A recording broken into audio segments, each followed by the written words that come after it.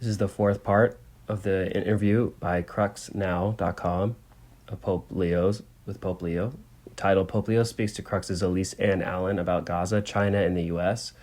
It was published by Crux Staff on September 18, 2025.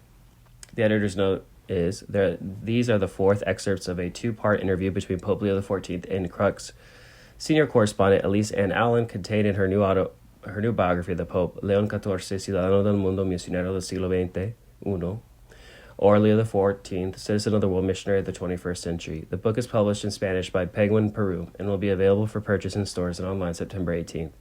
English and Portuguese editions will be available in early 2026. The interviewer, Allen, says, how does that apply to the Middle East right now, and specifically to Gaza, where the situation seems to be escalating rather than de-escalating? What hope can there be in that situation? What space is there for dialogue at this point? That's a very difficult question. Even with some pressure, I don't know how great it's been behind the scenes, but even from the United States, which is obviously the most significant third party that can place pressure on Israel in this case, even with some very clear statements being made by the United States government, recently by President Trump, there has not been a clear response in terms of finding effective ways to alleviate the suffering of the people, the innocent people in Gaza, and that is obviously of great concern. It's going to be very difficult because some of the people, especially children, when people go into not only deprivation but of actual starvation, just to receive food doesn't immediately solve the problem. They're going to need a lot of help, medical assistance, as well as humanitarian aid to really turn that situation around. And right now it still looks very, very grave. The word genocide is being thrown around more and more. Officially, the Holy See does not believe that we can make any declaration this time about that. There's a very technical definition about what genocide might be, but more and more people are raising the issue, including two human rights groups in Israel have made that statement. It's just so horrible to see the images that we see on the television.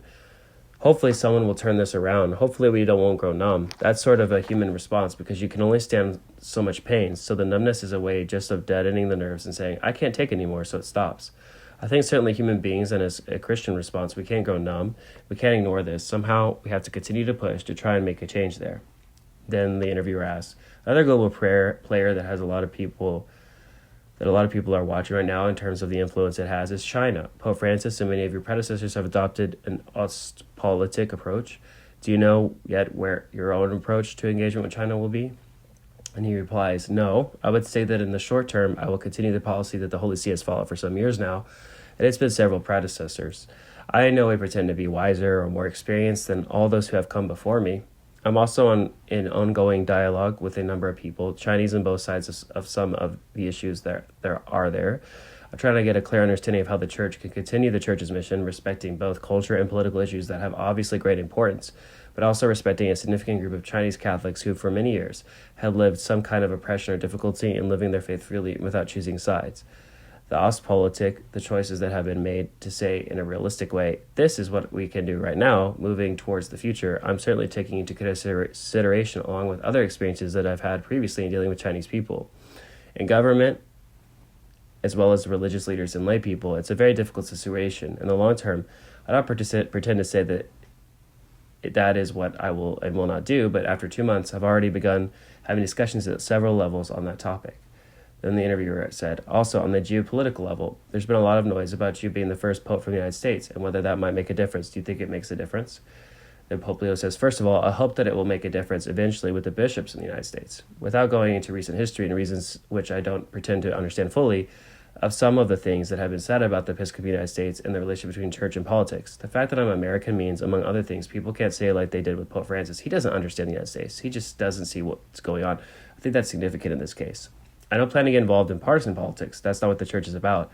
But I'm not afraid to raise issues that I think are real gospel issues that hopefully people on both sides of the aisle, as we say, will be able to listen to. One of the last conversations I had with the Vice President of the United States, I've not had direct conversations with or have not met with the president. I talked about human dignity and how important that it is for all people, whether you're born, and hopefully to find ways to respect human beings and the way we treat them in the policies and choices we make. Obviously, there's some things going on in the States that are of concern. We continue to look for ways to at least respond and raise some of the questions that need to be asked. Then the interviewer said, you said you have not met the President of the United States, Donald Trump, yet, but wherever you stand politically, he is a phenomenon that people around the world are trying to understand and interact with at a political level. Do you think you have a better shot at engaging him as an American? Pope Leo said, not necessarily. I think it would be much more appropriate for the leadership in the church with the United States to engage him quite seriously. I would say that about my government. Again, I have met a lot of world leaders, and there are significant issues that can be raised, but it would be impossible for the Pope to get involved in individual countries around the world to say, this is what you should be doing, that's what you should be thinking. Something that Francis did towards the end of his pontificate, which I think was very significant, was a letter he wrote about the issue of the treatment of immigrants. I was very happy to see how the American bishops picked that up, and some of them were courageous enough to go with it.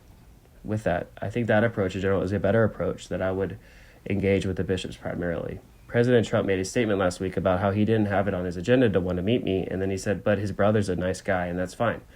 One of my brothers has met him and has been very outspoken about his political viewpoints. But if or when there were specific issues that, if it were possible to engage with him, I would have no problem doing so.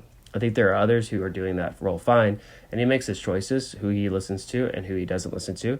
But to continue to raise some of the issues, especially about questions of human dignity and promoting peace in the world, which he at times has made clear he wants to do, in those efforts I would want to support him. The United States is a power player on the world level.